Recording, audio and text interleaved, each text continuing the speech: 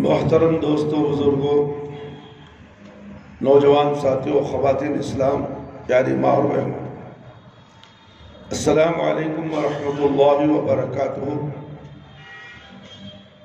ماہ شعبان کا مہینہ چل رہا ہے، اس کی بنسبت آج خطبہ جمعہ کا عنوان ہے شب برات میں کیا کرنا چاہیے۔ برادران اسلام، اللہ تعالیٰ نے جن و انس کو صرف اپنی عبادت کے لیے پیدا کیا ہے۔ اللہ رب العالمین کا ارشاد گرامی ہے وَمَا خَلَقْتُ الْجِنَّ وَالْإِنسَ إِلَّا لِيَعْبُدُونَ، سورہ زاریات آیت نمبر 50 پر 6۔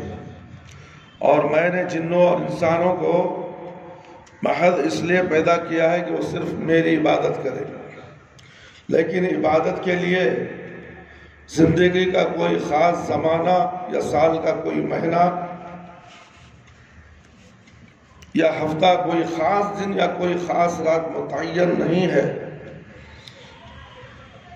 بس اسی میں اللہ تعالیٰ کی عبادت کی جائے اور باقی زمانہ عبادت سے غفلت میں گزار دیا جائے، بلکہ جبکہ انسان کی خلقت کا اصل مقصد ہی یہ ہے کہ وہ اللہ تعالیٰ کی عبادت کرے، تو سن بلوغت سے لے کر زندگی کے آخری دم تک ایسے ہر لمحات عبادت میں گزارنا چاہیے۔ اللہ رب العالمین نے فرمایا فَسَبِّحْ بِحَمْدِ رَبِّكَ وَكُن مِّنَ السَّاجِدِينَ وَاعْبُدْ رَبَّكَ حَتَّى يَأْتِيَكَ الْيَقِينُ، سورۃ الحجر آیت نمبر 90 بس آپ اپنے رب کی حمد کی ساتھ تسبیح بیان کرتے رہیں اور سجدہ کرنے والوں کے ساتھ سجدہ کرتے رہیں، سجدہ کرنے والوں کے ساتھ سجدے میں شامل رہیں اور اپنے رب کی عبادت کرتے رہیں یہاں تک کہ آپ پر موت آ جائے۔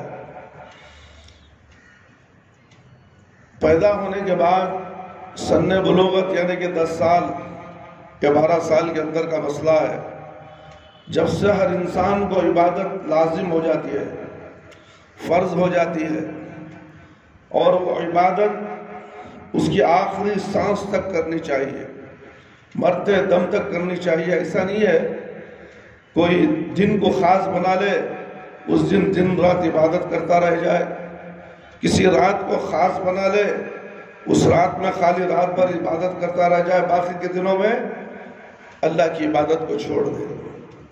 ایسا ہرگز نہیں ہو سکتا میرے بھائی، میرے دوست۔ اور کامیاب انسان بھی وہی ہے جو عبادت ہی کو اپنی زندگی کا اصل مقصد تصور کرے، اور انسان جو اللہ کی عبادت سے غافل رہے، انسان جو اللہ کی عبادت سے غافل رہے، دنیا کی ہر آسائش اپنے اور اپنے بال بچوں کے لیے مہیا کرنے کو ہی اپنی زندگی کا مقصد بنا لے، تو وہ قطعاً کامیاب نہیں ہو سکتا، وہ کامیاب نہیں ہو سکتا۔ دن رات محنت کر رہا کس کے واسطے؟ جولو بچوں کے واسطے، اماں بابا کے واسطے۔ ہر چیز میں لیمیٹڈ ہے، روزی تو کرنا ہی ہے، کمانا تو ہے ہی، کیا عبادت چھوڑ کے روزی کمانا ہے؟ بتاؤ میرے بھائی، میرے دوست اور خواتین اسلام، عبادتیں چھوڑ کر، اللہ کی عبادت کو چھوڑ کر بیوی بچوں کے لیے تم محنت و مزدوری کرتے ہو، مگر وہ تمہارے لیے جائز نہیں ہے، اس لیے کہ سب سے پہلے اللہ نے پیدا کیا ہمیں صرف عبادت کے لیے، انسان اور جن کو پیدا کیا ہے صرف اللہ کی عبادت کے لیے۔ اس وقت نماز کے بعد جو وقفہ تمہیں ملتا ہے، فجر کے بعد سے ظہر تک کا وقفہ ہے، کماؤ، محنت کرو، پھر اذان ہوتی ہے ظہر کی، فوراً آ جاؤ مسجد۔ اللہ کے در میں جہاں کہیں بھی ہو، ظہر کی اذان ہو گئی، آپ کو اطلاع مل رہی ہے کہ اللہ بلا رہا ہے، فوراً اللہ کے لیے عبادت کے لیے آ کر کھڑے ہو جاؤ مسجد۔ پھر ایک 10 لحظے 15 منٹ کا وقفہ مسجد کے اندر، نماز ہوئی، پھر اللہ کی زمین میں پھیل جاؤ، اللہ روزی دینے والا، اللہ کا فضل تلاش کرو، پھر عصر کا وقت آ جائے گا، پھر عصر کا وقت آ جائے گا، اس وقت بھی کتنا 2-3 اوور کا وقت ہو جائے گا، آپ کو مل جائے گا نا، تو پھر اس وقت بھی کماؤ۔ اس نے منع کیا؟ کیا آپ اللہ اور اللہ کے رسول کی بات کو مانے بغیر، اللہ کے حکم کو مانے بغیر کیا روزی کماؤ گے تو روزی مل جائے گی، روزی میں برکت آ جائے گی؟ نہیں۔ عصر کی نماز ایک ایسی اہم نماز ہے عصر کی، جو تم محنت و مزدوری کرتے ہو، اللہ کی عبادتیں کرتے ہو، اگر عصر کی نماز تم نے چھوڑ دی تو سمجھو کہ تمہارا مال، تمہارے بیوی بچے سب برباد ہیں۔ اتنی سخت وعید آئی ہے عصر کی نماز میں۔ عصر کی نماز جو شخص چھوڑ دیتا ہے اس کا مال بھی برباد اور اس کے بیوی بچے برباد۔ تو پھر اس کے بعد کا وقفہ مغرب کا آ گیا۔ آپ کو کمانے کے لیے اللہ راستہ دے رہا ہے، وقت بھی دے رہا ہے، سب سے زیادہ کمانے کے لیے وقت دے رہا ہے، اور عبادت کے لیے صرف 10-15 منٹ اللہ کے لیے آپ نکالتے نہیں۔ پھر عشاء آ گئی، عشاء کو آ جاؤ، پھر آپ جہاں تک ہو سکے 10 تک ہے کام کرنا ہے کرو، نہیں، عشاء کے بعد کھانا کھاؤ، اللہ کا نام لے، سو جاؤ، اس لیے کہ فجر کی تیاری کرنی ہے، اس لیے کہ فجر کو اٹھنا ہے، یا کوئی اٹھنے والا تہجد کو اٹھنا ہے۔ یہ عبادتیں ترتیب سے شمار ہیں اور عبادتیں ہو رہی ہیں، کرنا ہی چاہیے۔ ان تمام عبادتوں کو جو روزمرہ کی عبادتیں ہیں اس کو چھوڑ کر کسی خاص دن، یعنی اب شب برات آئی ہے تو لوگ کہتے ہیں کہ شب برات میں پچھلی نمازیں قبول کر لی جائیں گی، اور لے پھڑے سے لوگ سر میں ٹوپی سرما لگا کے خوشبو لگا کے اس دن مسجد میں نماز بھی، عشاء کی نماز بھی اس مسجد میں 10-10:30 کو رکھی جائے گی۔ کیوں؟ بے نمازیاں آنے والے ہیں۔ اللہ اکبر، مسجد میں بے نمازیاں آنے والے ہیں، ان کے لیے مسجد کے ذمہ دار لوگ جو 8:30 بجے نماز ہوتی تھی اس کو رات کو 10 بجے 10:30 بجے کا وقفہ دیا جاتا ہے، اس لیے کہ بے نمازی لوگ آنا ہے، ان کی نمازیں ہونا ہے۔ یہ کیا طریقہ ہے میرے بھائی میرے دوست؟ شب برات میں نماز پڑھ لیا پھر سال بھر کے گناہ معاف؟ کس نے کہا؟ کس نے کہا میرے بھائی میرے دوست؟ اس وقت ایک تو مسلمان کی اکثریت اللہ تعالیٰ کی عبادت سے غافل ہے، اور اس پر ستم یہ کہ بعض لوگوں نے ان کے دلوں میں یہ بات اچھی طرح بٹھا رکھی ہے کہ سال میں 2-3 بار شب بیداری کر لی جائے، 2-4 روزے رکھ لیے جائیں تو صرف یہی عبادت انسان کے نجات اور اس کی دنیاوی اور اخروی فلاح کے لیے کافی ہے۔ حالانکہ حقیقت یہ ہے کہ رسول اللہ صلی اللہ علیہ وسلم کسی ایک رات کو عبادت کے لیے خاص کرنے سے منع فرمایا۔ نبی کریم صلی اللہ علیہ وسلم کا ارشاد ہے، لا تخصوا لیلۃ الجمعۃ بقیام من بین اللیالی ولا تخصوا یوم الجمعہ بصیام من البین الایام الا ان یکون فی صوم یصومہ احدکم۔ مسلم کی روایت ہے، راتوں میں سے صرف جمعہ کی رات کو قیام کے لیے اور دونوں میں سے صرف جمعہ کے دن کو روزہ کے لیے خاص نہ کرو۔ ہاں اگر جمعہ کا دن ان دنوں میں آ جائے جن میں تم میں سے کوئی شخص روزہ رکھے گا، عادی ہو تو اس کا روزہ رکھنے میں کوئی حرج نہیں ہے۔ لہذا اگر کسی ایک رات کو عبادت کے لیے خاص کرنا درست ہوتا تو آپ صلی اللہ علیہ وسلم جمعہ کی رات کو اس کے لیے خاص کرنے کی اجازت دے دیتے، کیونکہ یوم جمعہ ہفتہ کے تمام ایام میں سب سے افضل ہے۔ جمعہ کا دن سب سے افضل ہے، اسی لیے اسلامی ممالک میں جمعہ کے دن چھٹی دی جاتی ہے۔ نصرانی اور یہودیوں کے ملک میں اتوار کو چھٹی ہے، ان کو ہفتہ اور اتوار بہترین دن ہے ان کے پاس۔ اسلام کے اندر جمعہ کا دن بہترین ہے، اس لیے جمعہ کے دن کام مت کرو، تعطیل کرو اللہ کے لیے، اللہ کی عبادت کے لیے۔ جمعہ کا دن بہت اہم ہے، دعائیں قبول ہوتی ہیں۔ پیارے نبی محمد صلی اللہ علیہ وسلم کے اوپر درود شریف بھیجو، 10 بار پڑھو، 100 مرتبہ درود پڑھو، ہر نماز کے بعد 10 بار درود پڑھو۔ ایک درود پڑھنے سے تمہارے اوپر 10 رحمتیں نازل ہوتی ہیں۔ کیا تم ایسا کرتے ہو؟ صرف شب برات کو انتظار کرتے ہو کہ شب برات آ جائے گی تو ہمارے سال بھر کے گناہ، 80 سال کے گناہ، 60 سال کے گناہ ہمارے معاف ہو جائیں گے، باقی کے دن میں نماز ہی نہ پڑھتا رہے۔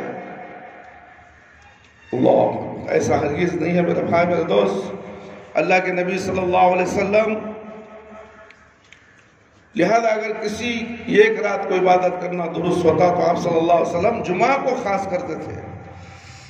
اس سے منع فرمایا، اس بات کی واضح دلیل ہے کہ سال بھر میں کسی ایک یا 2 دنوں میں عبادت کرنا اور باقی سال، پورے سال میں عبادت کی، عبادت سے غافل رہنا درست نہیں ہے۔ خود رسول اللہ صلی اللہ علیہ وسلم کی عادت مبارکہ بھی تھی کہ یہی آپ صلی اللہ علیہ وسلم سال بھر کی راتوں میں عبادت کرتے تھے۔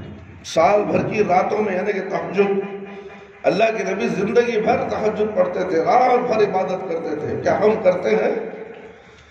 کیا ہم ایسی عبادت کرتے ہیں؟ میرے بھائی میرے دوست، بلکہ آپ کی زندگی کا ایک ایک لمحہ ہی عبادت میں گزرتا تھا۔ لہذا ہمیشہ اس بات کی کوشش کرنی چاہیے زندگی کا ہر لمحہ اللہ کی عبادت بن جائے، اور یہ اس وقت ہو سکتا ہے جب ہم ہر ختم اللہ تعالیٰ کی منشا کے مطابق اٹھائے، ہر کام اس کی رضا کے لیے کریں۔ وہاں کا فین بیکار چل رہا ہے، وہ کوئی وہاں بیٹھے، یہاں بیٹھو آپ آ جاؤ، سنت پڑھ لی 2 رکعت۔ عائشہ رضی اللہ عنہ بیان کرتی ہیں، نبی کریم صلی اللہ علیہ وسلم رات کو اتنا طویل قیام فرماتے کہ آپ کے پاؤں مبارک پھٹنے لگتے۔ میں عرض کرتی ہے، اللہ کے رسول صلی اللہ علیہ وسلم آپ ایسا کیوں کرتے ہیں؟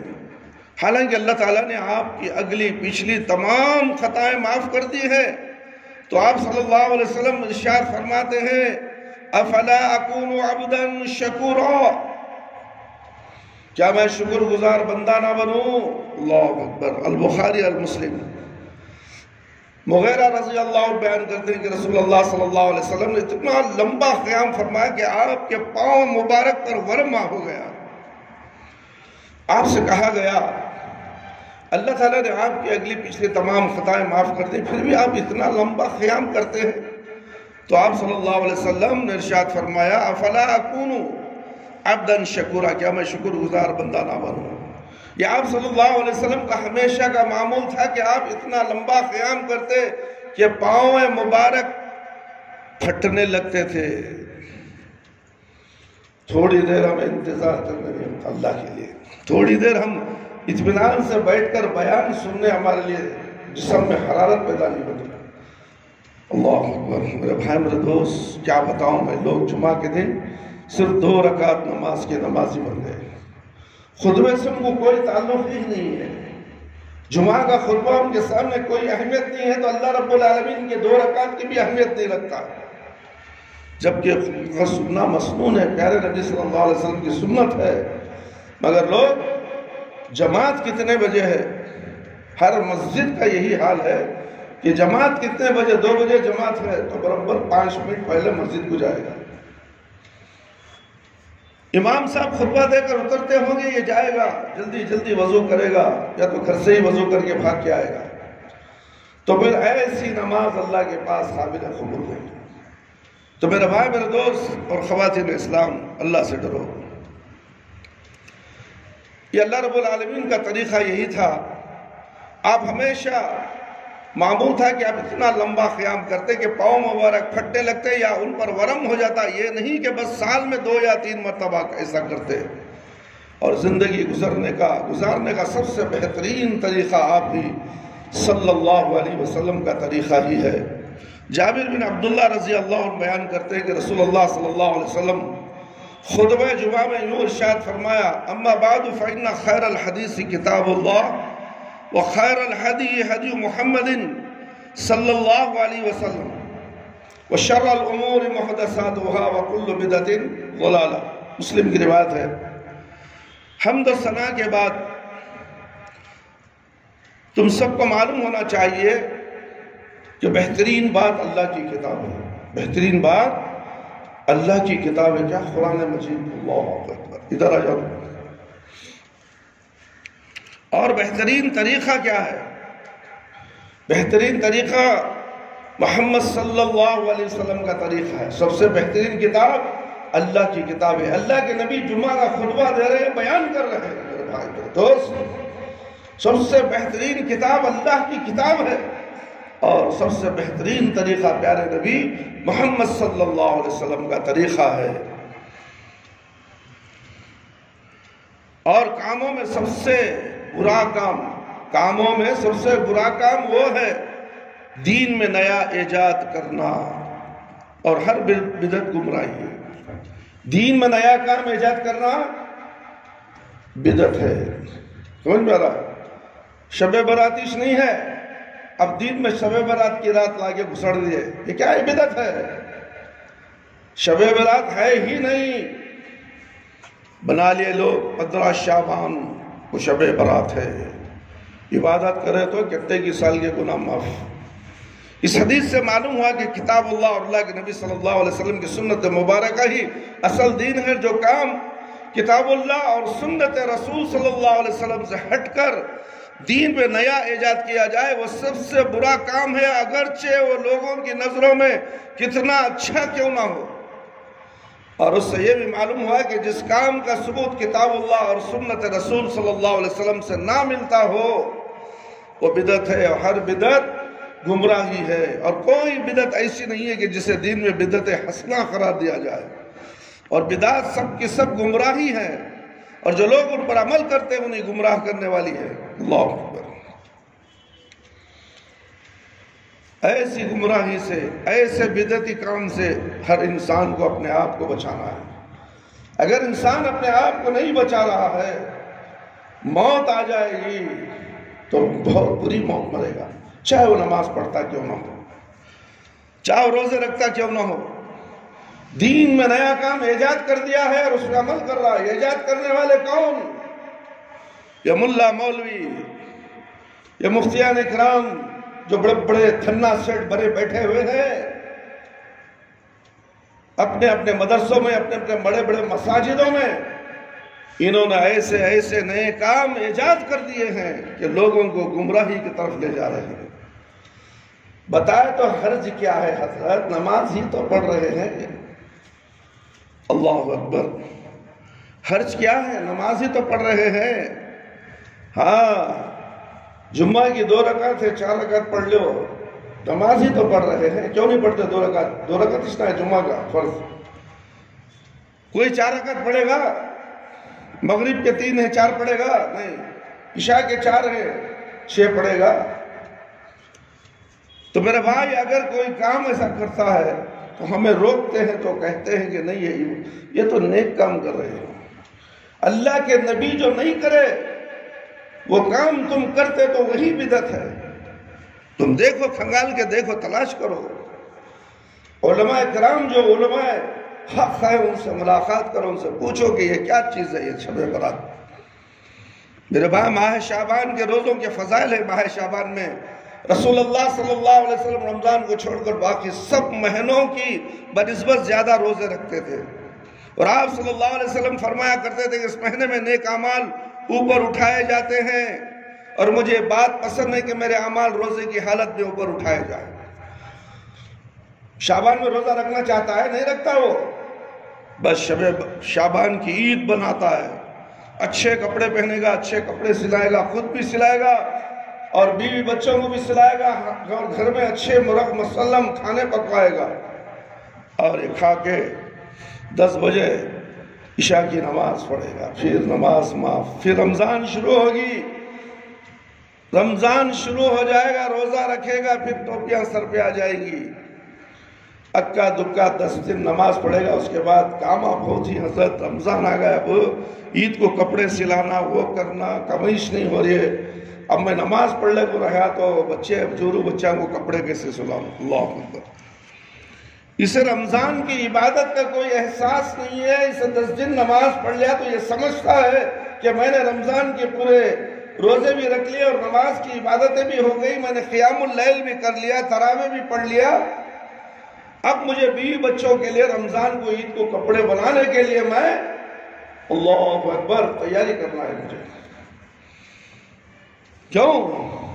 میں نے شب برات کی نماز جو پڑھ لی اور میرے پورے سال کے گناہ معاف ہو گئے، اب مجھے کیا کرنا ہے؟ اب نئے طریقے سے زندگی گزارنی ہے اور نئے طریقے سے گناہ کرنا ہے. چھوڑو رمضان کا سارا گناہ آتا ہے، شب برات میں گناہ چلے گئے، پھر 27ویں رات آنے والی ہے، اس وقت میں جاگ لیتا ہوں، اس وقت بھی نماز میرے گناہ معاف ہونے والے ہی. واہ جی مولوی صاحب، یہ سب بولو کو ٹھکاؤ ہم نہ، روز نمازاں پڑھتے رہو. 27ویں آ رہی ہے، 26ویں آ رہی ہے نا، گناہ معاف نہیں ہو رہی، بھئی معاف کر لے تو جی، میری عبادت میں کر لے تو اللہ کے نے. اس طرح کا بولنے والا شخص کتنا نادان ہے میرے بھائی میرے دوست، کتنا جہالت بھری ہوئی ہے اس کے اندر. یہ تو دین کو سمجھا ہی نہیں، دین کو سمجھا ہی نہیں میرے بھائی میرے دوست. تاہم یہ درست نہیں کہ شعبان کا مہینہ ان 4 مہینوں میں شمار کیا جائے جو حرمت والے مہینے کہلاتے ہیں اور جن میں جنگ جدل کشت و خون حرام ہو جاتا ہے. تمام مفسرین و محدثین و علماء کا اتفاق ہے کہ یہ 4 مہینے ذوالقعدہ، ذوالحجہ، محرم اور رجب کے مہینے ہیں. شعبان کو کسی مفسر نے ان 4 مہینوں میں شمار نہیں کیا ہے. اس پورے مہینے میں آپ صلی اللہ علیہ وسلم جس عبادت کا خاص اہتمام کیا وہ روزہ، اس کا اہتمام بھی پورے مہینے میں کیا، کسی ایک دن کے ساتھ اس کو خاص نہیں کیا، اور نہ ہی اس مہینے میں کسی ایک دن کے روزے کی کوئی فضیلت بیان کی. عائشہ رضی اللہ عنہ بیان کرتی ہیں رسول اللہ صلی اللہ علیہ وسلم روزے رکھتے تھے، یہاں تک کہ ہم کہتے کہ آپ روزے نہیں چھوڑتے، پھر روزہ چھوڑتے یہاں تک کہ ہم کہتے کہ آپ روزہ نہیں رکھتے. میں رسول اللہ صلی اللہ علیہ وسلم کو کبھی کسی مہینے کے مکمل روزے رکھتے ہوئے نہیں دیکھا سوائے رمضان المبارک کے، اور میں نے رسول اللہ صلی اللہ علیہ وسلم کو شعبان سے زیادہ کسی مہینے میں روزے رکھتے ہوئے نہیں دیکھا. متفق علیہ. عائشہ رضی اللہ عنہ بیان کرتی ہے کان احب الشہور الی رسول اللہ صلی اللہ علیہ وسلم ان یصومہ شعبان ثم یصلہ برمضان. رسول اللہ صلی اللہ علیہ وسلم کو روزوں کے لیے سب سے محبوب مہینہ شعبان تھا. پھر آپ صلی اللہ علیہ وسلم اس کے بعد رمضان کے روزے رکھتے تھے. ابو داؤد کی روایت ہے. اسی طرح ان کا بیان یہ ہے کہ ما رأیت النبی صلی اللہ علیہ وسلم فی شہر اکثر صیاما منہ فی شعبان کان یصومہ الا خلیلا بل کان یصومہ کلہ. ترمذی کی روایت ہے، اسے البانی نے صحیح کہا ہے. میں نے نبی کریم صلی اللہ علیہ وسلم کو شعبان سے زیادہ کسی مہینے میں روزے رکھتے ہوئے نہیں دیکھا. آپ اس میں روزے رکھتے تھے سوائے چند ایام کے، بلکہ پورے مہینے میں ہی روزے رکھتے تھے. جبکہ ام سلمہ رضی اللہ عنہ کا بیان ہے کہ ما رأیت النبی صلی اللہ علیہ وسلم یصوم شہرین متتابعین الا شعبان و رمضان. میں نے نبی کریم صلی اللہ علیہ وسلم کو 2 مہینے مسلسل روزے رکھتے ہوئے نہیں دیکھا سوائے شعبان اور رمضان. میرے بھائی میرے دوست اور خواتین اسلام،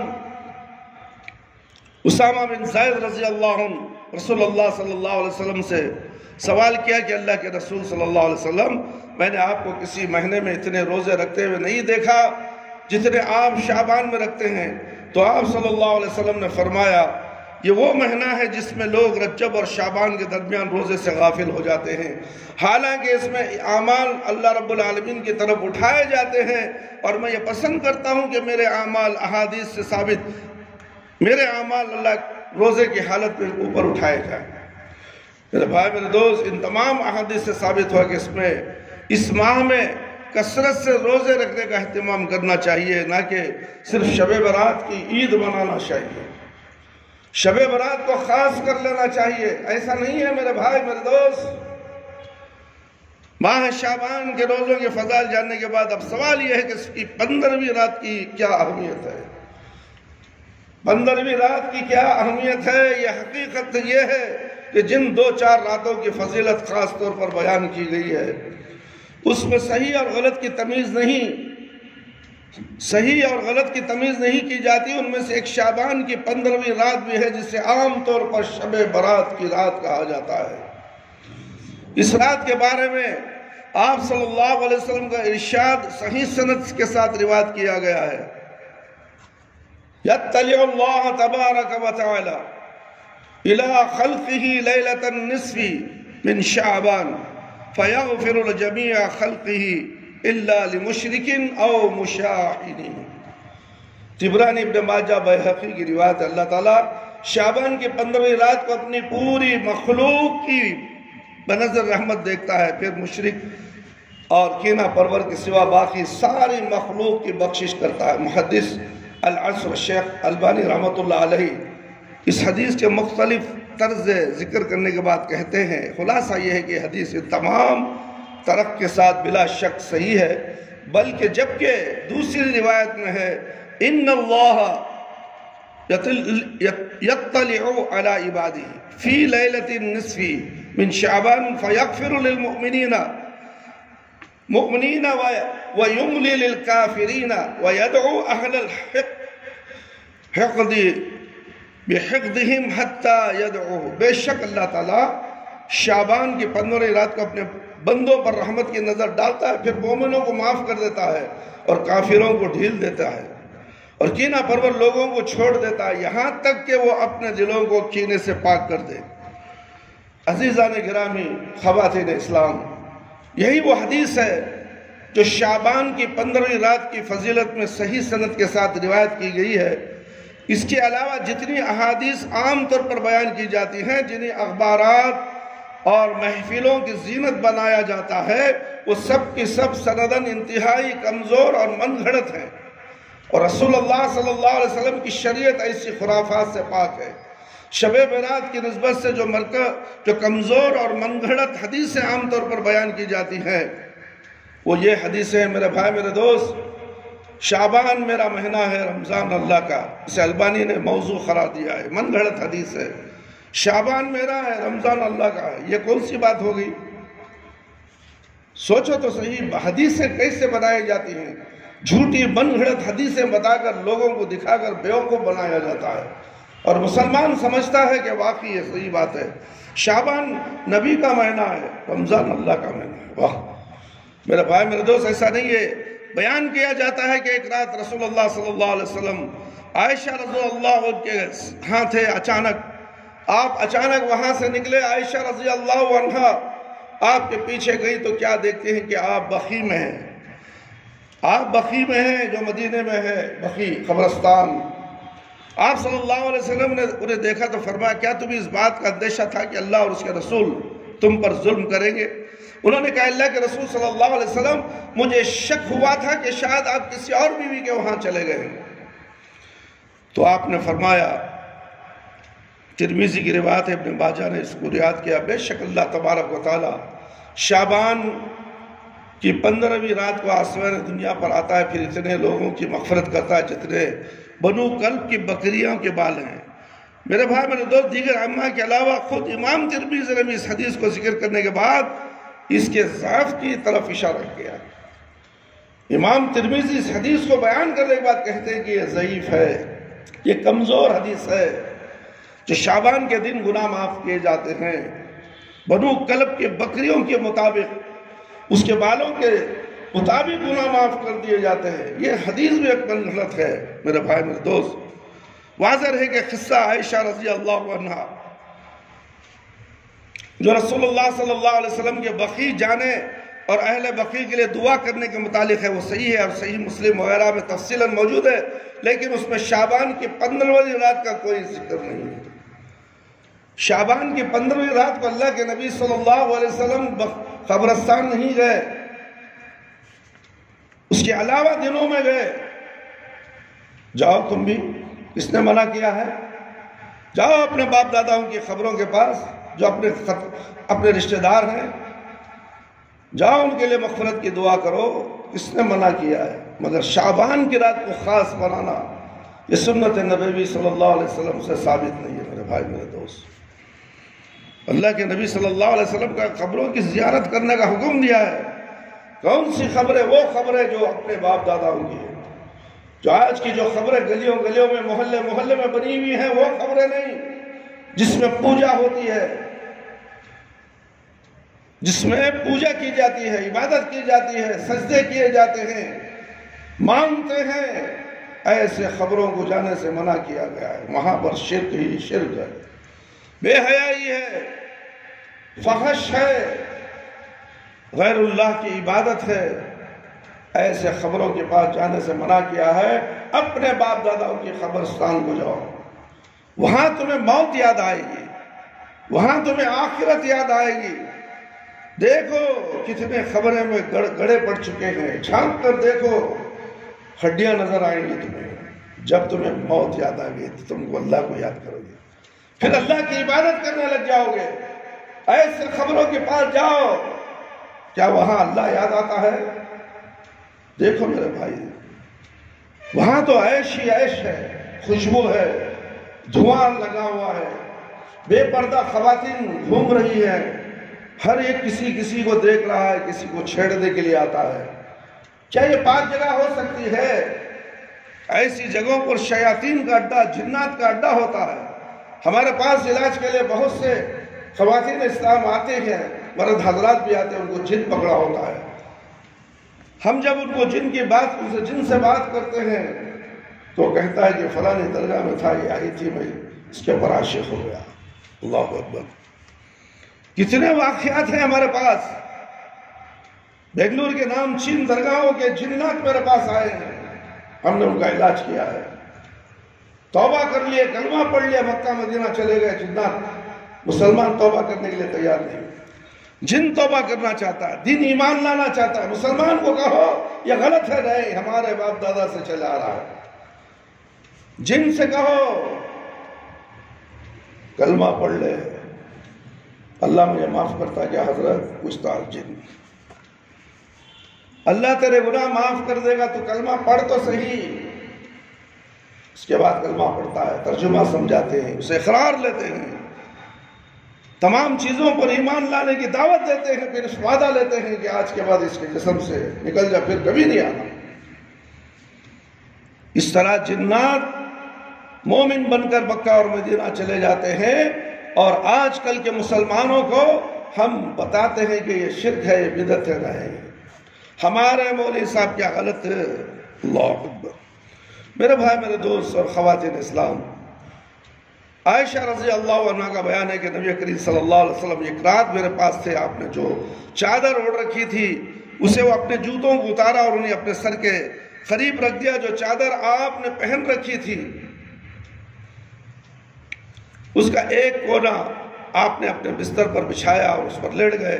ابھی کچھ ہی دیر گزری تھی کہ جس میں آپ نے سمجھا کہ میں سو گئی ہوں، آپ نے آہستہ سے اپنی چادر کو اٹھایا، جوتا پہنا اور دروازہ کھول کر باہر نکل گئے۔ پھر دور دروازہ آہستہ آہستہ بند کر دیا۔ میں اٹھی، اپنی ذرا سر پر پہنی، دوپٹہ اوڑھا اور اپنی چادر لپیٹ کر بھی آپ کے پیچھے پیچھے چل دی۔ آپ بقیع میں پہنچ گئے، کافی دیر تک کھڑے رہے۔ اس دوران 3 مرتبہ آپ نے اپنے ہاتھ اٹھا، آپ دعا کے لیے بلند کیے۔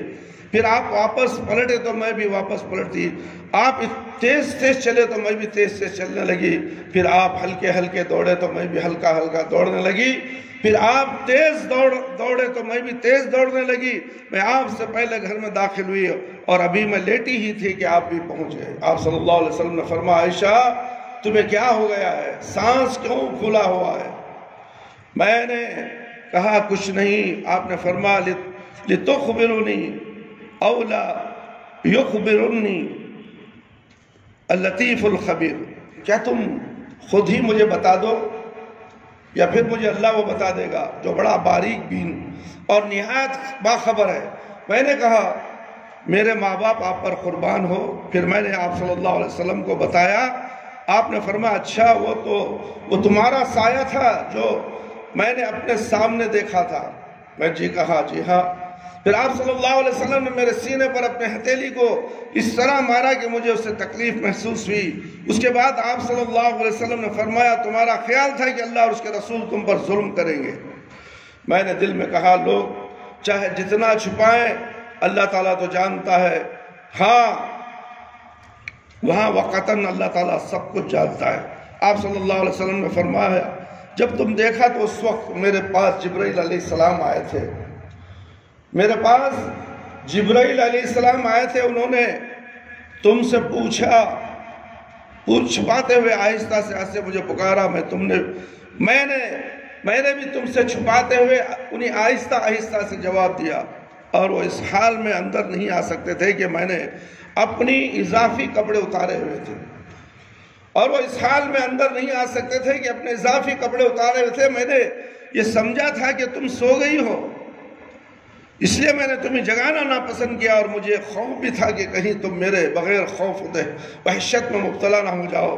جبرائیل علیہ السلام نے کہا آپ صلی اللہ علیہ وسلم کے رب کا حکم ہے کہ آپ اہل بقیع کے پاس آئیں، ان کے لیے مغفرت کی دعا کریں۔ میں عائشہ رضی اللہ عنہ نے کہا میں ان کے لیے کیسے دعا کروں؟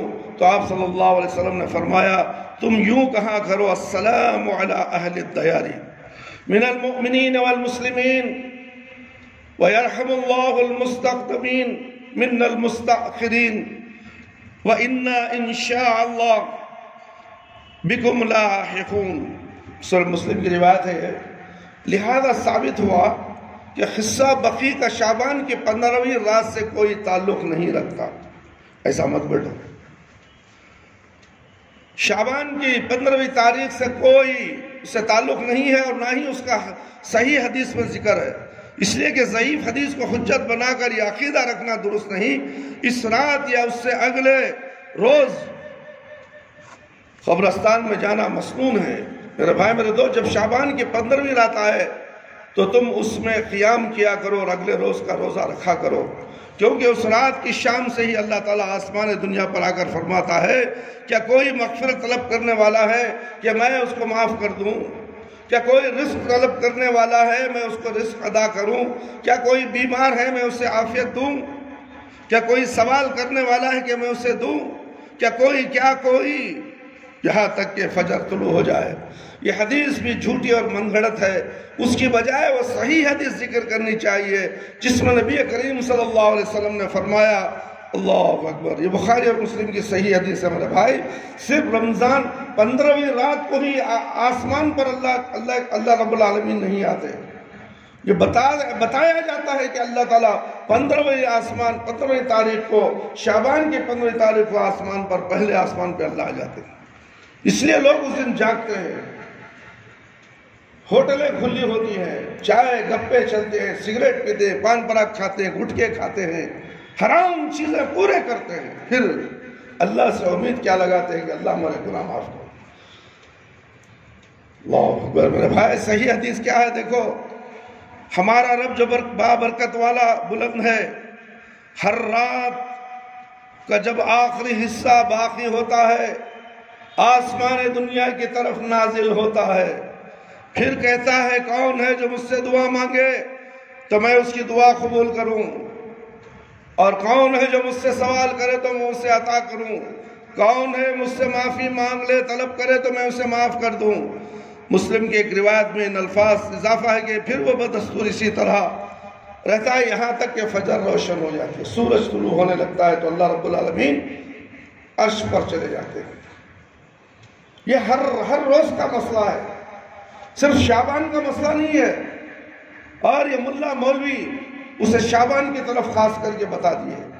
انا للہ و انا الیہ راجعون۔ ہر روز نماز نہ پڑھو، ہر روز عبادت نہ کرو، شعبان کی رات کو عبادت کر دو، یہ دھوکہ نہیں۔ اللہ نے کہا میں نے تمہیں پیدا کیا ہے جنات اور انسان کو صرف میری عبادت کے لیے، صرف میری عبادت کے لیے، تو پھر اللہ کی عبادت کرنی چاہیے۔ میرے بھائی اس حدیث سے یہ فضیلت ہر رات نصیب ہو سکتی ہے، لہذا اسے شعبان 15ویں رات کے ساتھ خاص کرنا یقیناً غلط اور آپ صلی اللہ علیہ وسلم پر بہت بڑا جھوٹ ہے۔ علی رضی اللہ عنہ کی وہ حدیث جس میں انہوں نے ذکر کیا ہے کہ نبی کریم صلی اللہ علیہ وسلم شعبان کی 15ویں رات میں 14 رکعتیں پڑھی، اس کے بعد کچھ سورتوں کی تلاوت کی، فرمایا جو شخص اس طرح کرے جیسے کہ میں نے کیا اسے 20 مقبول حجوں اور 20 سال کے مقبول روزوں کا ثواب ملتا ہے۔ تو کتنی چھوٹی حدیث ہے، سال بار نماز نہ پڑھے، اس دن 14 رکعت پڑھ لیا تو 20 مقبول حج کا ثواب. اللہ اکبر. زندگی بھر ایک حج کرنا نہیں ہو رہا، اسے 20 حج کا ثواب. اور 20 سال کے مقبول روزے، 20 سال تک کے روزے بھی اسے عطا کر دیے جائیں. ابن الجوزی اس حدیث کو الموضوعات میں روایت کرتے ہیں. موضوع ہے، موضوع کے معنی کیا؟ بنائی ہوئی حدیث، وہ اللہ کے نبی سے ثابت نہیں ہے. الموضوعات بنائے ہوئے من گھڑت حدیثیں، لوگوں کو گمراہ کرنے کے لیے، اسلام سے ہٹانے کے لیے، ان کی عبادتوں کو برباد کرنے کے لیے. انا للہ و انا الیہ راجعون. امام سیوطی کہتے ہیں کہ اس حدیث کو بیہقی نے شعب الایمان میں روایت کیا ہے کہ عین ممکن ہے کہ یہ موضوع من گھڑت ہو. میرے بھائی، میرے دوست، یعنی وہ نماز جس کے بارے میں نبی کریم صلی اللہ علیہ وسلم نے علی رضی اللہ عنہ کو ارشاد فرمایا، جو شخص اس رات میں 100 رکعت نماز اس طرح پڑھے کہ ہر رکعت میں سورہ فاتحہ، سورہ اخلاص 10 بار پڑھے تو اللہ تعالیٰ اس کی ہر حاجت پوری کر دیتا ہے. اگر وہ لوح محفوظ میں بدبخت لکھا گیا ہو تو اللہ تعالیٰ اسے مٹا کر اسے خوش نصیب لکھ دیتا ہے. اس کے آئندہ 1 سال کے گناہ نہیں لکھے جاتے. الموضوع. ابن الجوزی نے اس حدیث کو مختلف طرق ذکر کرنے کے بعد کہتے ہیں اس حدیث کے موضوع ہونے میں کوئی شک نہیں. اتنی عبادتیں پھگٹ میں مل جا رہی، نماز نہیں پڑھ رہا ہے، خاص کر کے لوگوں کو دھوکہ دیتے ہیں. انا للہ. بلکہ ان میں سے بعض تو بالکل ضعیف ہے، اور اس طرح کی حدیث کا ذکر نبی کریم صلی اللہ علیہ وسلم سے صادر ہونا ناممکن ہے. اور ہم نے بہت سے لوگوں کو دیکھا ہے کہ جو یہ نماز پڑھتے ہیں، جب چھوٹی راتیں ہوتی ہیں تو اس کے بعد سو جاتے ہیں اور ان کی فجر بھی فوت ہو جاتی ہے. تھوڑی دیر عبادت کرتے ہیں، باہر نکلے، گپے چھپے مارے، تھوڑی دیر لیٹ کے آتا ہوں میں گھر کو گیا تو بتا چنا، پھر 10 بجے اٹھتا ہے. اس دن رات اسے فجر کی نماز، بلکہ فجر کی نماز ہر روز فرض ہے، اس وقت اس کی فجر کی نماز بھی چلے جاتی ہے. جو نماز فجر فرض ہے وہ چھوڑتا ہے، رات کو جاگتا ہے، فرض چھوڑ کے سو جاتا ہے. یہ کیسی عبادتیں ہیں میرے بھائی ان لوگوں کی؟ کیسے سمجھایا جائے، کیسے ان کو درست کیا جائے؟ حقیقت کیا ہے، سچائی کیا ہے، جاننے کے لیے کسی مسلمان میں تڑپ نہیں ہے. بس زندگی گزار رہے، کمانا، کھانا، پینا، اوڑھنا، سونا. جب دل میں آیا نماز پڑھ لینا، بس وہی دین کو سمجھ لیا گیا ہے. اصل زندگی، دنیا کی زندگی کو اصل زندگی سمجھ لیا ہے آج کا مسلمان. آخرت کی زندگی اس کے پاس کوئی حقیقت نہیں رکھتی.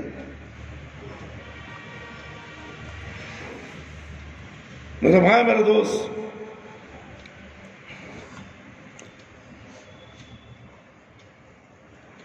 اور ہم نے بہت سے لوگوں کو دیکھا جو یہ نماز پڑھتے ہیں، جب چھوٹی چھوٹی راتیں ہوتی ہیں تو اس کے بعد سو جاتے ہیں، اس کی فجر کی نماز بھی فوت.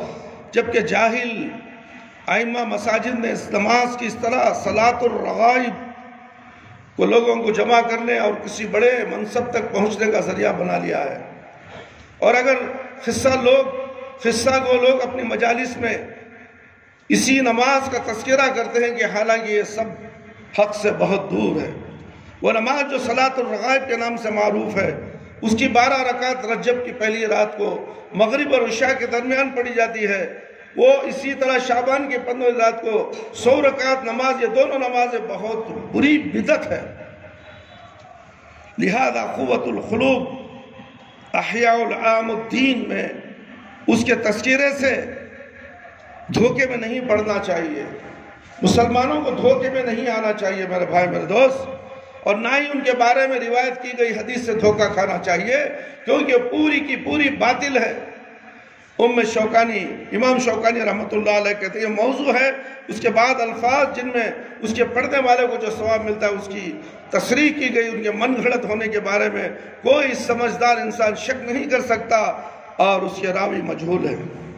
میرے بھائی، میرے دوست، مفسرین کی ایک جماعت مثلا صاحب احیاء وغیرہ کی اس حدیث سے دھوکہ دھوکہ ہوگا۔ حالانکہ شعبان کی 15 رات کی نماز کے بارے میں جو حدیثیں مختلف طرح سے روایت کی گئی ہے وہ اپنے تمام طریق کے ساتھ باطل اور من گھڑت ہے۔ حالانکہ ملا علی قاری رحمۃ اللہ علیہ اس حدیث کے بارے میں کہتے ہیں اس نماز کے بارے میں ضعیف یا موضوع حدیث کے علاوہ کچھ بھی وارد نہیں، اس لیے آپ کو اس بات سے دھوکہ نہیں کھانا چاہیے کہ اسے قوت القلوب، احیاء العلوم الدین، مؤلفین وغیرہ وغیرہ ہم نے ذکر کیا ہے۔ نیز ملا علی قاری رحمۃ اللہ علیہ یہ بھی ذکر کیا یہ بدعت نماز پہلی مرتبہ 440 عیسوی میں بیت المقدس میں ایجاد کی گئی۔ جب بعض لوگ آگ کے پجاری اسلام میں داخل ہوئے اور وہ جب مسلمانوں کے ساتھ نماز پڑھتے تو اپنے سامنے آگ جلایا کرتے تھے، یوں وہ مسلمانوں کو بھی راضی کر لیتے تھے، اپنے توہمات اور باطل عقائد بھی پر بھی عمل کر لیتے، اور انہی لوگوں نے ہی صلاۃ الفیہ کو ایجاد کیا تھا۔ چنانچہ جب شعبان کی 15 رات آتی تو وہ نماز پڑھتے تھے اور آپ سامنے لگا آگ جلاتے تھے، سامنے آگ جلا کر نماز پڑھتے تھے، آگ کی عبادت کرتے تھے۔ آج ہم کیا کر رہے ہیں؟ مسجدوں میں لائٹیں سلگا رہے ہیں، ہم آگ نہیں سلگا رہے ہیں، ان کی آگ کی بجائے مسجدوں کو سنوارا جاتا ہے، لائٹیں لگائی جاتی ہیں، معمول کے مطابق جو لائٹیں ہیں ہونے دو۔ اس رات کو ایکسٹرا لائٹیں لگانا وہی آگ جلانے کے برابر ہے میرے بھائی میرے دوست۔ اس سے مقصود یہ ہوتا ہے کہ رات کو زیادہ دیر تک وہ آگ کے سامنے تعظیماً کھڑے رہیں۔ اس کے علاوہ اس آگ کی آڑ میں بہت سی برائیاں ارتکاب بھی کرتے تھے، حتیٰ کہ اس وقت کے اولیاء کرام کو یہ خوف ہوا کہ کہیں انہیں زمین کے اندر دھسانا دیا جائے، اس لیے وہ ان علاقوں سے دور چلے جاتے تھے جن میں اس بدعت عمل کیا جاتا تھا، اس کی آڑ میں کئی محرمات کا ارتکاب کیا جاتا تھا۔ نہایت دکھ کی بات ہے میرے بھائی میرے دوست، جو نماز آگ کے پجاریوں نے 5ویں صدی میں ایجاد کی اور اس کی فضیلت میں جھوٹی احادیث بھی گھڑ ڈالی، آج مسلمان اسی نماز کا شعبان کی 15 رات کو خصوصی اہتمام کرتے ہیں اور پورے زور و شور سے ان جھوٹی احادیث کو بیان کرتے ہیں۔ یہ اور قسم کی دیگر احادیث بلا اتفاق ضعیف اور من گھڑت ہے۔ ائمہ کرام مثلا شوکانی، ابن الجوزی، ابن حبان، قرطبی، سیوطی وغیرہ ہم نے اس روایت کو ناقابل اعتبار قرار دیا ہے۔ لہذا میرے بھائی میرے دوست، میدان دعوت کے کارکنوں کے لیے ضروری ہے کہ وہ ان روایات کو بیان کرنے اور ان کی نشر و اشاعت سے پرہیز کرے جو سند کے اعتبار سے ثابت نہ ہو۔ یقینی طور پر یہ حدیث نبوی کی بہت بڑی خدمت ہوگی اگر کوئی کسی حدیث کو بیان کرنے سے پہلے اس کی سند کے متعلق تحقیق کر لیں، ورنہ آپ صلی اللہ علیہ وسلم کا یہ ارشاد ہمیشہ یاد رکھنا چاہیے، مَن يَقُولُ عَلَيَّ مَا لَمْ أَقُولُ فَلْيَتَبَوَّأْ مَقْعَدَهُ مِنَ النَّارِ۔ سورہ بخاری کی روایت ہے میرے بھائی میرے دوست، جس نے میری طرف وہ بات منسوب کی جو میں نے نہیں کہی، اسے اپنا ٹھکانہ جہنم میں بنا لینا چاہیے۔ عبادت کے اندر اللہ کے نبی صلی اللہ علیہ وسلم نے جو بات نہیں کہی، اللہ کے نبی صلی اللہ علیہ وسلم کو ایسا عمل ہے بتا کر لوگوں کو شعبان کے دن عبادت کرانا، سب سے بڑا جھوٹا انسان ہے۔ وہ اپنا ٹھکانہ جہنم میں بنا لے، اپنا ٹھکانہ جہنم میں بنا لے۔ اب سوال یہ ہے کہ جو حدیث شعبان کی 15 رات کی فضیلت میں صحیح سند کے ساتھ آئی ہے وہ ہے اللہ تعالیٰ شعبان کی 15 رات کو اپنی پوری مخلوق کی طرف بنظر رحمت دیکھتا ہے، پھر مشرک اور کینہ پرور کے سوا باقی ساری مخلوق کو بخش دیتا ہے۔ کیا اس میں کسی محفل کے جمانے کا ذکر ہے یا کسی خاص عبادت کا، یا اس حدیث میں چراغاں اور آتش بازی کرنے کا ذکر کیا گیا ہے؟ اس سوال کا درست جواب ہر وہ شخص دے سکتا ہے جو خرافات اور من گھڑت روایات پر اعتماد کرنے کی بجائے اللہ کے رسول صلی اللہ علیہ وسلم کی صاف ستھری شریعت پر ایمان رکھتا ہو۔ چنانچہ اس حدیث کا اگر بنظر انصاف مطالعہ کیا جائے تو واضح طور پر یہ بات معلوم ہوتی ہے کہ آپ صلی اللہ علیہ وسلم اس میں کسی محفل کا ذکر نہیں کیا، نہ کسی خاص عبادت کا، نہ چراغاں یعنی کہ لائٹاں جلانے کا مسجد کی بات، چراغاں کی بات کی گئی ہے، نہ آتش بازی، نہ پٹاخے اڑانا۔ شعبان میں مسلمانہ پٹاخے اڑاتے، بچے ماں باپ بھی چلے بولے تھے شعبان رہے پٹاخے اڑاؤ، شیوراتری کی عبادت کی طرح شعبان کی رات کو بھی جشن منایا جاتا ہے۔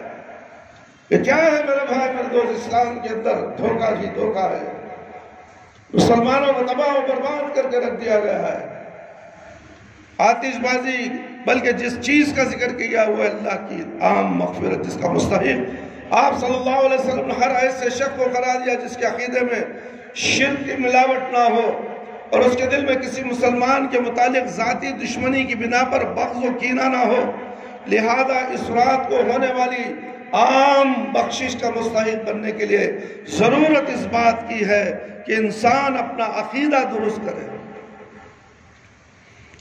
نفع و نقصان کا مالک اللہ ہے۔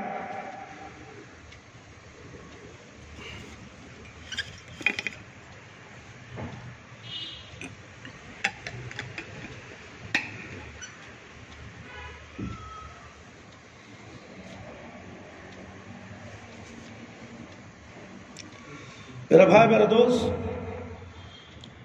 خاموش بیٹھو، یہ بات نہیں کرنا جمعہ کے دن۔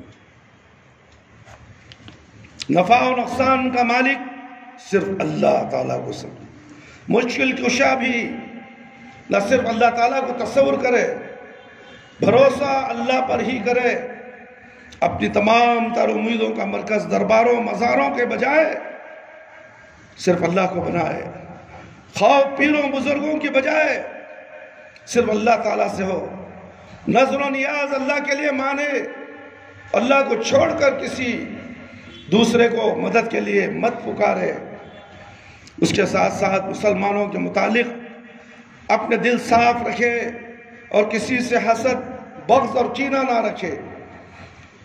یہ وہ چیزیں ہیں جو انسان کی نجات کے لیے انتہائی ضروری ہیں۔ اور رہی بات چراغاں اور آتش بازی کرنے کی، تو یہ محض فضول خرچی ہے جس سے ہمارے دین میں منع کیا گیا۔ بیکار کی لائٹیں مسجدوں میں لگائے جاتے ہیں، وہ لائٹ کا خرچہ جو آتا ہے وہ کسی غریب کے گھر کے کھانے کا خرچہ نکل جائے گا ہفتہ بھر کا۔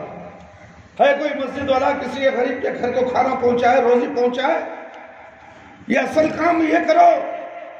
بڑے بڑے مسجدوں کے ٹھیکیدار کروڑوں روپے چندہ آتا ہے اس مسجدوں کو، دکھاوے کے لیے، ٹی وی میں آنے کے لیے، انٹرنیٹ میں آنے کے لیے چندیوں کو کھڑا کر تحفے دے دیا جاتا ہے اور لکھ دیا جاتا ہے کہ کروڑوں روپے ہم نے خرچ کر دیا ہے۔ لوگوں کا مال تمہارے باپ کا مال نہیں جو تم اپنی مرضی سے خرچ کرو، حساب لیا جائے گا قیامت کے دن۔ لوگ جو میں پیسہ جمع کرے تھے مسجد میں، وہ تم نے کیا کیا؟ اللہ کے گھر میں استعمال کیا یا نہیں؟ امام کو تنخواہ دی نہیں، مؤذن کو تنخواہ دی نہیں، الیکٹرک بل بنی نہیں، پانی کا خرچہ اٹھایا نہیں۔ اس کے بعد جو ذمہ دار پیسہ بچتا ہے وہ غریبوں نے تقسیم کیا کیا نہیں؟ ہے کوئی مسجد والا ایسا کرنے والا؟ بتاؤ۔ جب پھر کیسے یہ عبادت، شب برات کی عبادت کو عبادت سمجھ لیا گیا؟ شب برات، شعبان کے 15 رات کو کوئی عبادت نہیں ہے، معمول کی طرح زندگی گزارو، روزے رکھو۔ کس نے منع کیا؟ جو نبی کریم صلی اللہ علیہ وسلم جس طرح عمل کرتے تھے وہ عمل کرنے کے لیے تیار نہیں۔ میرے بھائی میرے دوست، نہایت افسوس کی بات ہے، شعبان کی 15 رات کی فضیلت میں جو بات رسول اللہ صلی اللہ علیہ وسلم نے خاص طور پر بیان کی، اللہ تعالیٰ مشرک اور کینہ پرور کی مغفرت نہیں کرتا، مشرک کی مدد نہیں کرتا۔ مشرک کون مشرک؟ سوال کرو میرے بھائی میرے دوست، مشرک وہ ہے جو اللہ کو چھوڑ اللہ کے علاوہ بھی کسی اور کی عبادت کرتا ہے، درگاہ جاتا ہے، مردوں سے مدد مانگتا ہے، پیر و مرشد سے مدد مانگتا ہے، وہ بھی اللہ، یہ بھی اللہ، یہ بھی مدد کرنے والے ہیں۔ یہ اگر جانتا ہے تو یہ مشرک ہے، اس کی دعا قبول نہیں ہوتی۔ اس لیے جو بھی کر لے، زندگی میں بھی کر لے، مرتے دم تک بھی کر لے، نمازیں پڑھ لے، پیشانیاں گھس لے، ہڈیاں نظر آ جائیں اس کے پیشانی کے، اللہ رب العالمین قبول نہیں کرتے جب تک کہ وہ توبہ نہ کرے، جب تک کہ وہ توبہ کر کر صحیح مسلمان عقیدہ توحید پر نہ آ جائے، پھر عبادت کرے، انشاءاللہ اللہ رب العالمین اس کی توبہ قبول کرے گا۔ اور جو پچھلے گناہ تھے اللہ رب العالمین تمام گناہوں کو معاف کر دے گا، وہ غفور الرحیم ہے، ایسا معاف کرتا ہے۔ تم گناہ پہ گناہ کرتے جاؤ، شرک پر شرک کرتے جاؤ، اور یہ سمجھتے جاؤ کہ میں اولیاء اللہ سے محبت رکھتا ہوں اور اللہ غفور الرحیم ہے، مجھے معاف کر دے گا۔ ایسا دھوکہ شیطان کی طرف سے ہوتا ہے، ایسا کبھی مت سوچو۔ عبادت صرف اللہ کی، مانگنا ہے تو صرف اللہ سے مانگو، پکارنا ہے تو صرف اللہ کو پکارو، اس کے علاوہ کوئی ذات سننے والی نہیں ہے دنیا کے اندر، کائنات کے اندر۔ جب جا کر تمہاری عبادتیں قبول ہونے والی ہیں، ورنہ تو تمہاری عبادتیں نہیں۔ تو آج بہت سے لوگ اس رات کو بطور خاص مناتے ہیں، شب برات کی نسبت سے محفلیں منعقد کی جاتی ہیں، اور ان میں اس رات کے حوالے سے جھوٹی اور من گھڑت احادیث بیان کرنے کے علاوہ نعت خواہ مقررین رسول اللہ صلی اللہ علیہ وسلم سے استغاثہ کرتے ہیں، مدد مانگتے ہیں، اور آپ کو مدد کے لیے نبی کو مدد کے لیے پکارا جاتا ہے شب برات کے اندر۔ نعت میں نظمیں پڑھے جاتے ہیں، فلمی طرز میں گانے گائے جاتے ہیں مسجدوں کے اندر۔ یہ نعت پڑھنے والے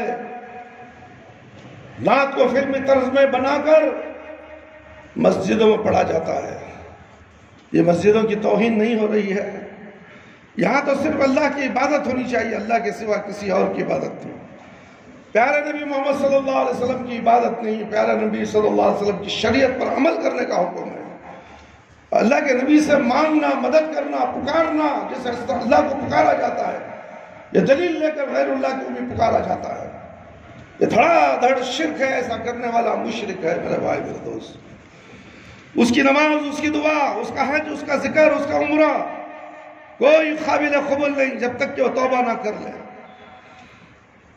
دوسرے لفظوں میں کھلم کھلا شرک کیا جاتا ہے، اللہ تعالیٰ سے مغفرت کی امید بھی رکھی جاتی ہے، نبی کریم صلی اللہ علیہ وسلم کی اس حدیث کا عملی طور پر مذاق بھی اڑایا جاتا ہے، جس میں آپ صلی اللہ علیہ وسلم نے واضح فرمایا کہ اس رات میں مشرک کی مغفرت نہیں کی جاتی، اور اس کے ساتھ ساتھ یہ امید بھی لگائی جاتی ہے کہ آج رات جہنم سے آزادی کا فرمانہ مل گیا۔ کیسی ستم ظریفی ہے، کیسی ستم ظریفی ہے کہ شرک سے مکمل طور پر برات اور توبہ کرنے کی بجائے اس کا عملی مظاہرہ کیا جاتا ہے، لوگوں کو اس کی طرف دعوت دی جاتی ہے۔ کوئی شخص سے سوال کر سکتا ہے کہ جب آپ نے خود یہ ثابت کر دیا کہ رات مغفرت کی رات ہے تو پھر اس میں خصوصی طور پر عبادت کرنے میں کیا حرج؟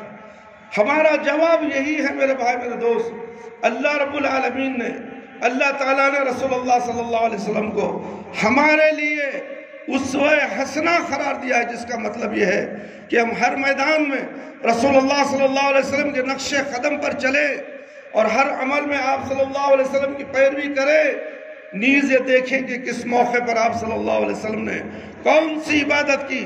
چنانچہ جب ہم احادیث اور سیرت کی کتابوں کا مطالعہ کرتے ہیں تو ہمیں معلوم ہوتا ہے کہ آپ صلی اللہ علیہ وسلم نے اس رات کو خصوصی طور پر کسی عبادت کا اہتمام نہیں کیا، اور نہ ہی آپ صلی اللہ علیہ وسلم نے یہ رات خود خصوصی طور پر منائی، اور نہ اپنے صحابہ اکرام رضی اللہ عنہم کو اس کی ترغیب دلائی۔ لہذا جب ہمارے پیارے نبی محمد صلی اللہ علیہ وسلم نے اس کا اہتمام نہیں کیا تو ہمیں بھی نہیں کرنا چاہیے۔ جب آپ نے یہ رات نہیں منائی تو ہمیں بھی نہیں منانا چاہیے میرے بھائی میرے دوست۔ اللہ کے نبی سے بڑھ کر ہیں ہم، اللہ کے نبی نہیں منائے، ہمیں کیوں منائے؟ کیا اللہ کے نبی سے زیادہ عبادت کرنا چاہتے ہو؟ سال میں ایک بار دکھانا چاہتے ہو؟ سال بھر بے نمازی رہے، شب برات کو نمازی بن گئے، ایک ایسے مسلمان جسے دیکھ کے شرمائے یہود۔ میرے بھائی میرے دوست، شعبان کی 15ویں رات کی قیام کی فضیلت میں نہ نبی کریم صلی اللہ علیہ وسلم سے کچھ ثابت ہے نو آپ کے صحابہ کرام رضی اللہ عنہم سے ثابت ہے. امام ابو بکر ترتوشی نے زید بن اسلم سے جو ایک تابعی ہے نقل کیا ہے کہ انہوں نے فرمایا ہم نے اپنے مشائخ اور فقہا میں سے کسی کو شعبان کی 15ویں رات کی طرف نہ ہی حدیث مکحول کی طرف التفات کرتے ہوئے دیکھا اور نہ ہی وہ اس رات کی دوسری راتوں میں فضیلت کے قائل تھے. اور جب ابن ابی ملیکہ کو بتایا گیا کہ زیادہ، تو ایک قصہ گو تھا وہ لوگوں سے کہتا کہ اس رات کا اجر لیلۃ القدر کے اجر کے برابر ہے. تو انہوں نے کہا اگر میں اس سے یہ بات سن لوں اور میرے ہاتھ میں ڈنڈا ہو تو میں اسے سزا دوں گا. شب برات کی رات کو لیلۃ القدر کی رات سے بھی بڑی رات ثابت کرتا ہے. یہ جھوٹے حدیث گھڑنے والے اس وقت موجود تھے، انہوں نے اسلام کے اندر جھوٹے حدیثیں گھڑ کر پھیلا دیے اور یہ ملا مولوی آج کے دور کے ان احادیثوں کو لے کر عید منانا شروع کر دیا. کیوں؟ چندہ بٹورنے کے لیے. مسجدوں کو روشنی کرنا، چراغیں جلانا، ہمارے بڑے بڑے کام میں لوگ زیادہ جمع ہوں گے، اس دن چندہ بھی زیادہ ہوگا. ایک دھوکہ ہے میرے بھائی میرے دوست، یہ دھوکہ ہے میرے بھائی. بچو ان دھوکے بازوں سے. یہ دھوکے باز علماء کرام سے بچو جو دین میں گٹ گٹ کرتے ہیں، دین کو غلط ملت کر دیتے ہیں، اسلام کو غلط اور ملت کر کے لوگوں کے سامنے پیش کرتے ہیں تاکہ لوگ بھی گمراہ ہو جائیں. ہمیں کیا چاہیے؟ ہمیں تو دولت چاہیے، ہمیں تو عیش و آرام سے زندگی گزارنی ہے. مسلمان گئے بھاڑ میں، ہمیں کیا لینا ہے؟ میرے بھائی میرے دوست، ایسا ہرگز نہیں ہے. خلاصہ کلام یہ ہے کہ شعبان کے 15 رات کی عبادت کی فضیلت میں کچھ بھی ثابت نہیں ہے، اور جو کچھ بیان کیا جاتا ہے وہ سب جھوٹ اور من گھڑت ہے. پھر ایک اور غلط بات یہ ہے، شعبان کے 15 رات کی جو فضیلت بیان کی گئی ہے اس میں اللہ تعالیٰ بطور خاص اپنے بندوں کی طرف دیکھتا ہے. مشرک اور کینہ پرور کے علاوہ باقی تمام بندوں کی مغفرت کر دیتا ہے. یہ فضیلت صرف اسی رات کے ساتھ ہی خاص نہیں ہے، بلکہ یہ تو ہر سوموار اور جمعرات کے بارے میں بھی ہے. جیسا کہ نبی کریم صلی اللہ علیہ وسلم کا ارشاد ہے، مسلم کی روایت ہے، ہر پیر اور جمعرات کو جنت کے دروازے کھولے جاتے ہیں. پھر ہر اس دن کی مغفرت اس آدمی کی مغفرت کر دی جاتی ہے جو اللہ تعالیٰ کے ساتھ شرک نہ کرتا ہو، سوائے اس آدمی کے جو اپنے بھائی سے بغض و عداوت رکھتا ہو. چنانچہ وہ ان دنوں کے بارے میں 3 مرتبہ کہا جاتا، ان کو مہلت دے دو یہاں تک کہ یہ صلح کر لیں. آپس میں جھگڑے بھائی، مسلمان تو بھائی ہیں، اور خاص اپنے رشتہ دار کے سگے بھائیوں سے بھی ہم خطا تعلق نہیں رکھ سکتے. نصیحت کرو. شیطان تو گھروں میں فساد کرنے کے لیے آتا ہے، بھائی کو لڑاتا ہے، باپ بیٹے کو لڑاتا ہے، ماں کو لڑتا ہے، بہن کو لڑواتا ہے، بھائی دوست احباب میں لڑواتا ہے، سب کو منتشر کر دیتا ہے، ادھر ادھر کر دیتا ہے میرے بھائی. تو ایسا شخص کی بھی جو اس ضد میں رہے گا کہ میں کیوں بات کروں اس سے، یہ دل میں بغض رکھتا ہے، تو ایسا بغض رکھنے والا کینہ و کروٹ رکھنے والا، اس کی بھی دعا اس دن قبول نہیں ہوتی. لہذا شعبان کی 15 رات میں مغفرت والی حدیث کو اس بات کے لیے دلیل نہیں بنایا جا سکتا. اس رات کو بطور خاص منایا جائے، محفلیں منعقد کی جائے، خصوصی عبادت کی جائے، ورنہ اگر اس کو اس سب کے لیے ایک دلیل بنایا جاتا ہے تو پھر سوموار اور جمعرات کو بھی یہی فضیلت حاصل ہونی چاہیے. تو کیا شب برات منانے والے ان 2 دنوں کو بھی بطور خاص منائیں گے اور اس میں بھی محفلیں منعقد کریں گے؟ بولو جمعرات کے دن، پیر کے دن بھی رات کو عشاء کی نماز 9:30 بجے رکھو مسجدوں میں. بولو جاؤ لائٹیں سلگاؤ، بولو وہ بھی خاص دن، وہ ثابت دن ہے. جمعرات کا دن اور پیر کا دن اللہ کے نبی صلی اللہ علیہ وسلم بول رہے کہ روزے رکھو اور نمازیں پڑھو، اس لیے کہ اس دن تمہارے اعمال آسمانوں پر اٹھائے جاتے ہیں. جو صحیح طریقہ ہے اس وقت تم مسجدوں کو آباد نہیں کراتے. اس دن مسجدوں کو آباد تو زندگی بھر کرانا ہے، 5 وقت میں مسجد آباد رہنا ہے. شب برات کی رات کو عشاء کی نماز 9:30 بجے 10 بجے رکھ کر تم مسلمانوں کو کیا دکھانا چاہتے ہو؟ اے ملا، اے مولوی، اے صدر، اے سیکرٹری، کیا دکھانا چاہتا ہے تم مسجدوں کے اندر؟ مسلمانوں کو دھوکہ دینا چاہتے ہو؟ یہ خوش ہو جاتے ہیں شب برات آ گئی ہے، اچھے کپڑے پہنیں گے، بریانی پکائی جائے گی، او مسجد میں بڑی مسجد میں لائٹان ڈالا، چلو ابا ہمیں بھی آتی نماز کو تمہارے ساتھ۔ وہ ابا فجر کی نماز کو بچے کو لے کر مسجد کیوں نہیں آتا؟ شب برات کی رات جاگتا ہے، فجر کی نماز کیوں نہیں پڑھتا؟ پھر دوسرے دن کی عشاء آتی ہے تو عشاء کی نماز کیوں نہیں پڑھتا؟ شب برات کی پہلی رات کی عشاء کیوں نہیں پڑھتا؟ سوچو ہمارے کردار کیسے ہیں، ہمارا عمل کیسے ہے۔ پھر ہم سمجھتے ہیں کہ اللہ ہمیں معاف کر دے، ہمیں جہنم سے بچا لے۔ نہیں ہو سکتا میرے بھائی میرے دوست، دھوکے سے باز آ جاؤ میرے بھائی میرے دوست۔ اللہ سے دعا ہے کہ وہ ہم سب کو مغفرت فرمائے، ہم سب کی مغفرت فرمائے۔ صحیح دین کیا ہے، سچا دین کیا ہے، ہر مسلمان کو جاننے کی کوشش کرنی چاہیے۔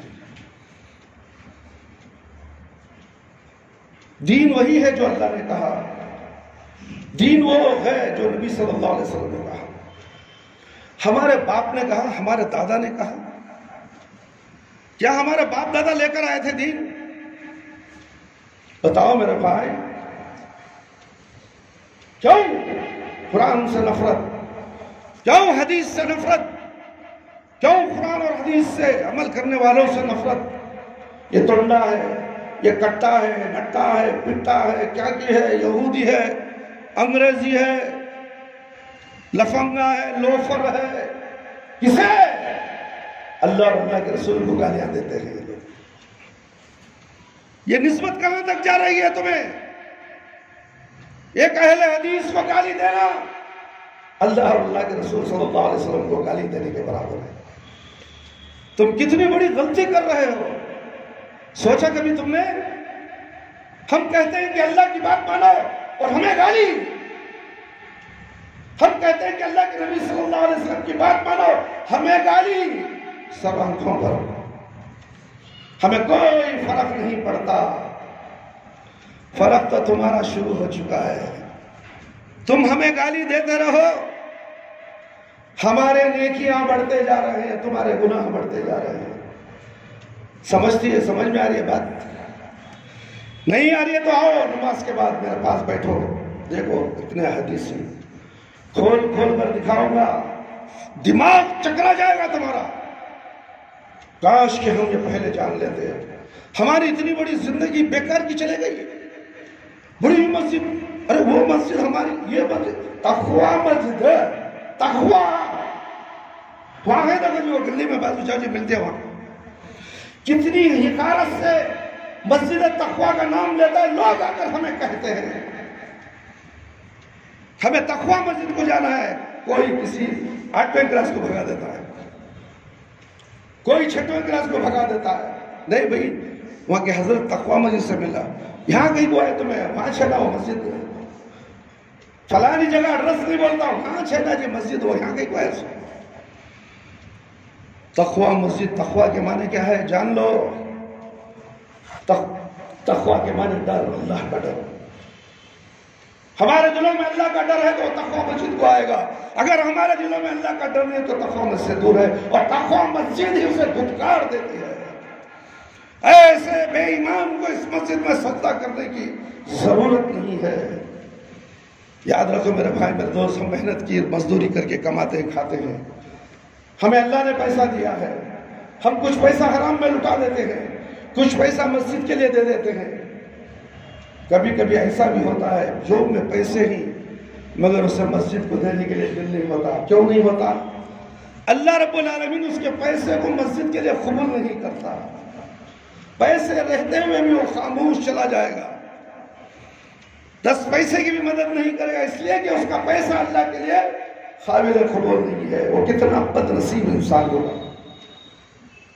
تو اس لیے میرے بھائی اللہ سے ڈرو، اپنے آپ کو سچا مومن، پکا مومن اور موحد انسان بن جاؤ، اس لیے کہ زمانہ گزرتے جا رہا ہے، گزرتے جا رہا ہے، وقت گزرتے جا رہا ہے، ہر ایک سانس ہماری گنتی کے مطابق ہو رہی ہے، اور گنتی کے باقی کی سانس ہماری موت کا انتظار کر رہی ہے۔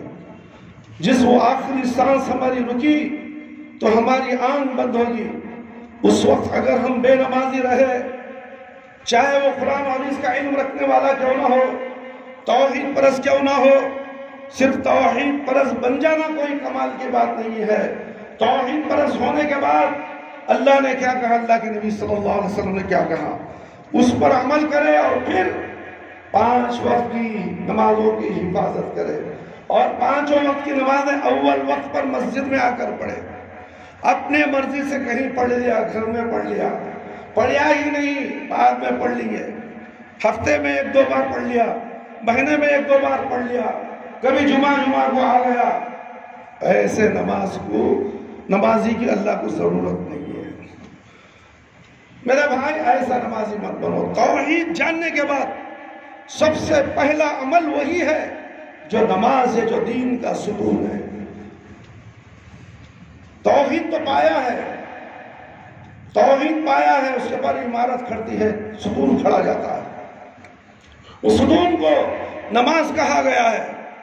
اس ستون کے اوپر چھت ہوتی ہے، اس ستون کے بعد جو چھت پڑتی ہے، اس کے بعد دیگر عبادات ٹہرتی ہیں اور قبول ہوتی ہیں۔ کیا ہم ایسا عمل کرتے ہیں؟ اگر نہیں کرتے ہیں تو میرے بھائی، میرے دوست، آپ تمام لوگوں سے ادباً گزارش کرتا ہوں کہ اپنے ایمان کو ٹٹولو، اپنے ایمان کا محاسبہ کرو، کیونکہ موت بالکل ہمارے قریب ہے۔ ایسا نہ ہو کہ ہم دیکھتے ہی رہ جائیں، فرشتے ہمیں آئیں بلائیں لے چلے جائیں، نہ ہمارا باپ بچا سکتا ہے، نہ ہماری ماں بچا سکتی ہے، نہ ہماری بیوی، نہ ہمارے بچے بچا سکتے ہیں۔ وقت آ گیا، تم چلو ہمارے ساتھ۔ اس وقت تمہاری حالت کیا ہوگی؟ زندگی بھر تم نے بے نمازی رہے، زندگی بھر تم نے قرآن نہیں پڑھا، زندگی بھر تمہیں اللہ نے کیا کہا، اللہ کے نبی نے کیا کہا، جاننے کی فکر ہی نہیں کی، بس زندگی گزارتے رہے، کماتے رہے، کھاتے رہے، پیتے رہے، عبادت کو بازو رکھ دیے اور عبادت پہ عمل نہیں کیے، تو اس وقت ہمارا انجام بہت برا ہونے والا ہے۔ اس لیے کہ ہم سمجھتے ہیں کہ قیامت کے بعد ہمیں عذاب ملنے والا ہے۔ تمہاری آنکھ جب بند ہونے والی ہے، اسی وقت موت کے وقت کی عذاب شروع ہو جائے گا تمہارا۔ وہ بھیانک فرشتے آئیں گے، تمہارے لیے عذاب مبتلا کر دیں گے۔ اس کے بعد تمہیں خبر میں دفن کر دیا جائے گا، لوگ آ جائیں گے، اس کے بعد سوال ہوگا، اس کے بعد وہ تم بے نمازی ہو، تم گنہگار ہو، مشرک ہو، اس وقت میں جہنم میں تمہارے لیے عذاب ہو جائے گا۔ وہ جہنم تمہارے لیے خبر میں بنا دی جائے گی، اور دوسرا سور پھونکنے تک، پہلا سور دوسرا سور پھونکنے تک تم جہنم کے عذاب میں مبتلا رہو گے۔ سوچا تمہیں کبھی ایسا؟ سوچو تو صحیح، صرف سن کے مت جاؤ، سن کر عمل کر لو۔ میں نے آج نماز نہیں پڑھی، فجر نہیں پڑھی، میں اپنی مرضی سے 2 رکعت نماز، 2 وقت کی نماز پڑھ لیتا ہوں، میرا کام اہم ہے، مگر دین کے اندر کام اہم نہیں، نماز اہم ہے۔ جو اپنے تسلی کے لیے، اپنے دل بہلانے کے لیے، کوئی شخص آتا ہے 2 نمازیں ملا کے پڑھتا ہے، کوئی آتا ہے 3 نمازیں ملا کے پڑھتا ہے، یہ وہ اس کی مرضی کے مطابق نماز ہے، اللہ کے بتائے ہوئے طریقے کے مطابق نماز نہیں، اللہ کے مرضی کے مطابق نماز نہیں ہے۔ اللہ یہ کہتا ہے کہ ساری زمین سجدہ گاہ ہے، نماز کا وقت آ جائے، جہاں کہیں ہو وہیں نماز پڑھو۔ کیا یہ بات تمہارے کانوں میں نہیں جاتی؟ فیکٹری ہے، فیکٹری میں نماز پڑھ، راستے میں نماز پڑھ۔ میں اکثر آٹو ڈرائیوروں کو کہتا ہوں کہ آپ گاڑی بازو میں کھڑا ہو، فوراً نماز پڑھ لو، پانی رکھو گاڑی میں، 2 لیٹر کا پانی رکھو، وضو کرو، قبلہ رخ گاڑی کھڑا، نماز پڑھ لو بیٹھ کر۔ تم حق ادا کر دیے، راستے میں ایکسیڈنٹ ہو گیا، مر گئے، سیدھا جنت کو چلے گئے۔ راستے کا حادثے کا کوئی کسی کو خبر ہے؟ کب کیا ہونے والا معلوم؟ پھر یہ عصر کی نماز مغرب میں کیوں پڑھتا ہے؟ کس نے کہا تجھے پڑھنے کے لیے؟ تو اپنے تسلی کے لیے پڑھتا ہے۔ یہ تیری تسلی کی نماز اللہ کے پاس قبول نہیں ہونے والی۔ تو سمجھتا ہے کہ میں نے نماز پڑھی، مگر تو بے نمازی ہی ہے، پڑھنے کے باوجود بے نمازی ہے۔ اس لیے 5 وقت کی نمازیں اول وقت پر پڑھنا فرض ہے، اس کو ہمیں ادا کرنا ضروری ہے۔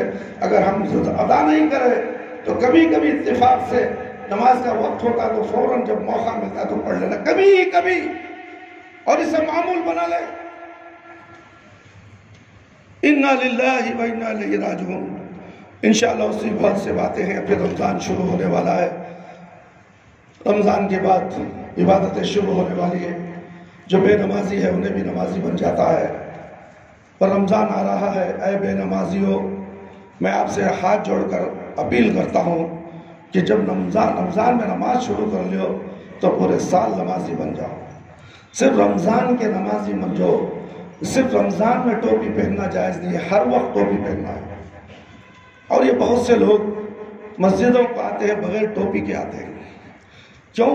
یہ سلمان خان، عمران خان، فلانے خان کی کٹنگ چھوڑ گئے ہیں اور اس میں ٹوپی پہنا تو وہ دبجتی والا،